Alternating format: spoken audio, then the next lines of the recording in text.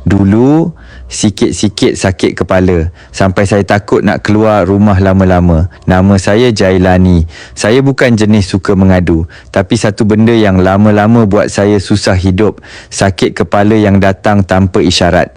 Kadang waktu pagi, saya baru nak start kerja, kepala rasa mencucuk. Kadang malam tengah baring, tiba-tiba rasa berat macam ditekan. Saya fikir mungkin angin atau kurang rehat. Tapi bila jadi terlalu kerap, saya mula risau. Saya jadi malas nak keluar. Nak pandu jauh pun serba salah. Sebab kalau kena masa tengah drive, kabur mata, susah nak fokus. Saya mula jaga makan, minum air cukup, tidur awal, tapi sakit tu tetap datang.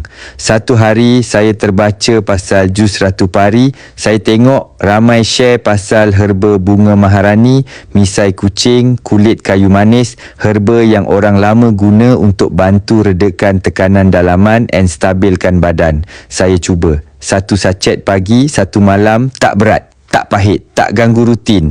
Masuk minggu kedua, saya perasan satu benda, kepala dah tak berat macam dulu. Saya boleh keluar rumah tanpa rasa takut. Saya boleh tengok telefon lama sikit tanpa rasa berpinar. Dan yang paling saya lega, badan saya rasa tenang. Saya boleh fokus, boleh tersenyum.